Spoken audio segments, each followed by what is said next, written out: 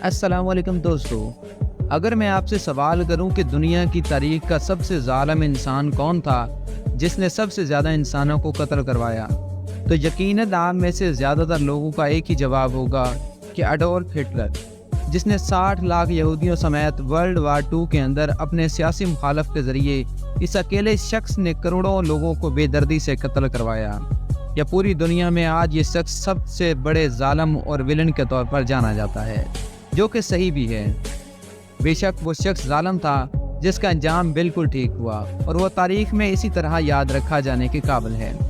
لیکن اگر میں آپ سے کہوں کہ اسی موجودہ تاریخ کے اندر ایک برطانوی بادشاہ ایسا بھی تھا جس نے ہٹلر سے ڈبل یعنی 2 گنا سے بھی زیادہ بے گناہ کالے افریقن لوگوں کو قتل کروایا، جس سے افریقن ملک کانگو کی آبادی آدھی رہ گئی، اور یہ ظالم اور شفاق شخص آج برطانیہ کے اندر نہ صرف ہیرو کے طور پر جانا جاتا ہے بلکہ جگہ جگہ پر اس کے اعزاز کے اندر مجسمے بھی موجود ہیں۔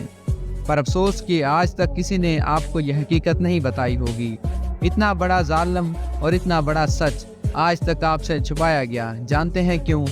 کیونکہ وہ کالی چمڑی کے لوگ تھے، ان کی جان کی کوئی اہمیت نہیں رکھی تھی، پر ہٹلر نے کیونکہ سفید چمڑی والے لوگوں کو مارا تھا اور وہی لوگ ہی انسان تھے، اس لیے آج تک ہولوکاسٹ کی صورت کے اندر ان کو یاد رکھا گیا ہے۔ اور دوسرا مقصد یہ تھا کہ ظلم کو دنیا کی نظروں کے اندر ہائی لائٹ کر کے خود کو مظلوم ظاہر کر کے ایک بار پھر سے فلسطین پر اسرائیل ریاست کو بنا سکیں، جو انہوں نے 1948 کے اندر بنا کر بھی دکھا دیا۔ پر آج تک افریقن ملک کانگو کے ان لوگوں کے بارے میں کسی کو نہ بات کی گئی اور نہ ہی آج تک معافی مانگی گئی۔ چلو وہ تو چھوڑیں، آج تک دنیا کو حقیقت تک نہیں بتائی گئی کہ آج تک یہ سچ چھپایا گیا ہے۔ یہ شخص تھا King Leopold second of Belgium. اس ایک شخص نے کانگو کے اندر 1.5 کروڑ لوگوں کو قتل کروایا تھا۔ اس شخص کو برطانیہ کی تاریخ کے اندر ہمیشہ ہیرو کے طور پر پیش کیا جاتا رہا کہ اس نے اپنے ملک کے لیے بہت اچھے کام کیے، وہ ایک ہیرو ہے۔ پر کچھ تاریخ دانوں نے ہسٹری کو کھنگالا تو ایک ایسا سچ سامنے آیا جو کہ بالکل ناقابل یقین تھا۔ اگر آپ کمزور دل کے مالک ہیں تو برائے کرم اس ویڈیو کو اس سے آگے بالکل مت دیکھیں۔ جو بھی یورپی ملک کسی ملک پر قبضہ کر کے اپنی کالونی بناتے تھے، اس کی کوشش ہوتی تھی کہ وہ ساحل سمندر والے علاقے ہوں، کیونکہ ان لوگوں کا صرف ایک ہی مقصد تھا کہ اس ملک کے قدرتی ذخائر کو لوٹنا، تجارت کے ذریعے اس کے وسائل کو لوٹ کر برطانیہ کے اندر منتقل کرنا، جیسا کہ ہندوستان کے ساتھ کیا گیا۔ اس وقت تجارت کے لیے روڈ کی بجائے سمندری راستے ہی بہترین آپشن ہوا کرتے تھے، جیسا کہ ایسٹ انڈیا کمپنی یا پھر برٹشز جب بھارت کے اندر آئے تو انہوں نے سب سے پہلے ممبئی، کولکتہ، مدراس جیسے شہروں کو ٹارگٹ کیا، کیونکہ یہ شہر ساحل سمندر پر موجود تھے اور یہاں سے ٹریڈ کرنا بہت ہی آسان تھا۔ سن 1800 کی دہائی کے اندر افریقن کانٹیننٹ کسی نہ کسی ایریا کو یورپین لوگوں نے قبضے کے اندر لے رکھا تھا، سوائے ایک ملک کانگو کے، جو کہ افریقہ کے بالکل درمیان میں موجود تھا۔ سال 1885 کے اندر کنگ لیوپولڈ اس وقت فلیپینز پر راج کرنا چاہتا تھا، لیکن کسی طرح سے کانگو میں پہنچتا ہے اور اپنے 23 سال کے ٹائم کے اندر 1.5 کروڑ لوگوں کو مروا دیتا ہے۔ لیوپولڈ کو پتا تھا کہ کانگو کے اندر قدرتی ذخائر یعنی نیشنل ربڑ، گولڈ اور ہاتھی کے دانتوں کی بھرمار ہے، جن کی عالمی مارکیٹ کے اندر بے تحاشا ویلیو اور قیمت ہے۔ اس نے بیلجیم گورنمنٹ کو یقین دلوایا کہ وہ افریقہ میں جا کر بزنس کرے گا، جس سے وہ خود اپنے قدرتی وسائل کو بیچ کر اس سے پیسہ کمائیں گے اور بیلجیم کو بھی اس سے فائدہ ہوگا۔ پر اصل میں اس کا ارادہ کانگو کے ان لوگوں کو غلام بنانا تھا، اور دوسرے مقصد تھا کہ ان لوگوں کو زبردستی کرسچینٹی مذہب قبول کروانا تھا۔ بیلجیم حکومت کی اجازت اور اس کی فنڈنگ کے بعد یہ پورا ملک لیوپولڈ کی پرائیویٹ پراپرٹی بن گیا، یعنی ذاتی سلوک بن گیا۔ 23 سال کے اس کے دور کے اندر اس نے ان غلاموں کو اپنے پرافٹ کے لیے مروایا، کانگو کی آبادی کو آدھا کر دیا۔ کبھی ان غلاموں کے جسم کے ٹکڑوں کو کاٹ کر، کبھی ان کو بھوکا رکھ کر، تو کبھی ٹارچر سے۔ اب اس کی کیا وجہ تھی؟ وجہ بالکل ایسی تھی کہ اس نے سارے کے سارے لوکل کانگو کے لوگوں کو سونے کی کھدائی پر، ہاتھی دان نکالنے اور ربڑ کی کاشت پر لگا دیا تھا۔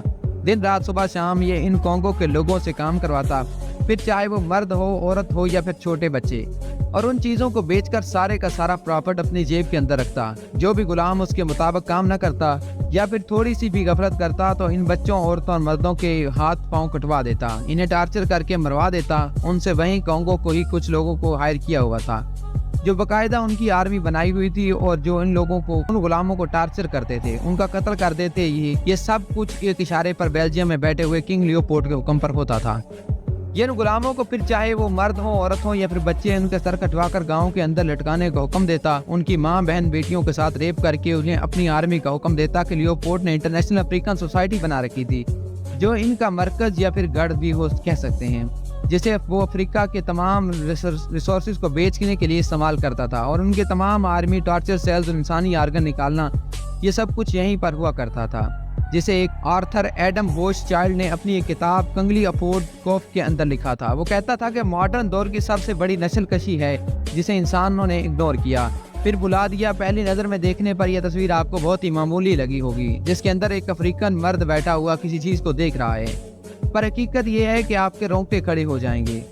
یہ بندہ اپنی 5 سالہ بیٹی کے جسم کے کٹے ہوئے ٹکڑوں کو دیکھ رہا ہے، کیونکہ ایک دن اس نے ربڑ کی کاشت کے اندر زیادہ محنت نہیں کی تھی، جس کی سزا اس کی 5 سال کی بیٹی کو دی گئی، جسے لیڈی ایلس نے اپنی کتاب do not call me lady کے اندر دکھایا گیا، جب وہ اس جگہ پر خود کو موجود تھی اور یہ پکچر لے لی۔ وہ مزید کہتی ہے کہ یہ ظلم بھی کافی نہیں تھا، کیونکہ اس کے بعد اس شخص کی بیوی کو بھی مار دیا گیا، اس کے بعد اس کے گوشت کو کھانے کی طرح پکایا گیا، اس کے بچے ہوئے جسم کے حصے اس شخص کو پیش کر دیے گئے۔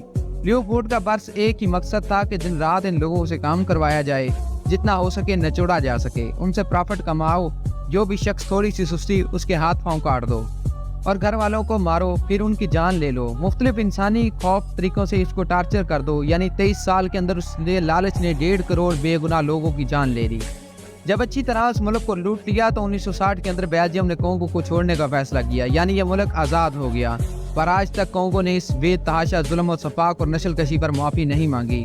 تاریخ بتاتی ہے کہ افریقن لوگوں کو ہمیشہ سے اگنور کیا جاتا رہا ہے، ان کے ساتھ غلاموں کی طرح سلوک کیا جاتا تھا، یہ لوگ ہمیشہ اپنے حقوق کے لیے لڑتے رہے۔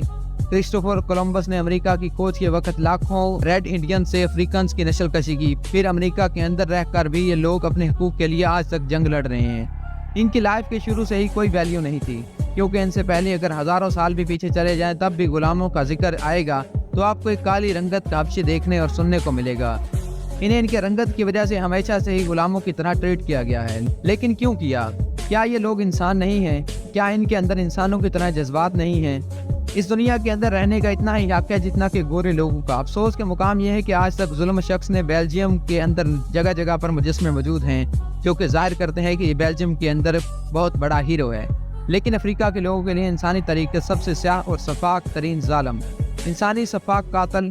آج سے 1400 سال پہلے اسلام نے آ کر اس فرق کو کیونکہ ختم کر دیا تھا۔ اللہ کے رسول نے فرمایا ہے کہ کسی عربی کو کسی آدمی پر کوئی فضیلت نہیں، اور نہ کسی گورے کو کسی کالے پر کوئی برتری ہے، بلکہ برتری کا مراد صرف اور صرف تقوی اور پرہیزگاری ہے۔ اور آج افریقن حبشی غلام کو ہم حضرت بلال رضی اللہ عنہ کے نام سے جانتے ہیں، کیونکہ جو انسانوں کو پیدا کرنے والا ہے وہ اپنے بندے کے اندر رنگ، نسل اور قبیلے کے فرق کی بنیاد پر فرق نہیں کرتا، بلکہ یہ ہم انسان کرتے ہیں۔ آج انسانی حقوق کے علمبردار ان لوگوں کا اصلی چہرہ بہت ہی مشق شدہ ہے، جو کہ آپ کے سامنے آ گیا ہوگا۔ ان کی حقیقت یہ کبھی بھی آپ کو آپ کے سامنے نہیں آنے دیں گے، اور نہ ہی کبھی یہ حقائق عالمی میڈیا پر پھر عالمی سطح پر کبھی ڈسکس ہوتے سنائی نہیں دیں گے، کیونکہ آج بھی ان کے کالے لوگوں کی زندگی ان کے نزدیک کوئی اہمیت نہیں ہے۔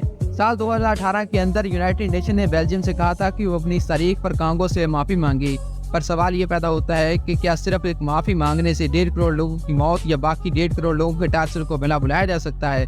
اگر ہاں تو پھر جرمنی بھی ایک معافی مانگ کر ہٹلر کے تمام گناہ کو معاف کروا سکتی ہے۔ امید کرتے ہیں کہ آپ کو ہماری یہ ویڈیو پسند آئی ہوگی۔ اگر آپ کو ہماری یہ ویڈیو پسند آئی ہو تو ہمارے چینل کو سبسکرائب کریں، ویڈیو کو لائک کریں اور بیل آئیکن کو ضرور پریس کریں۔ شکریہ۔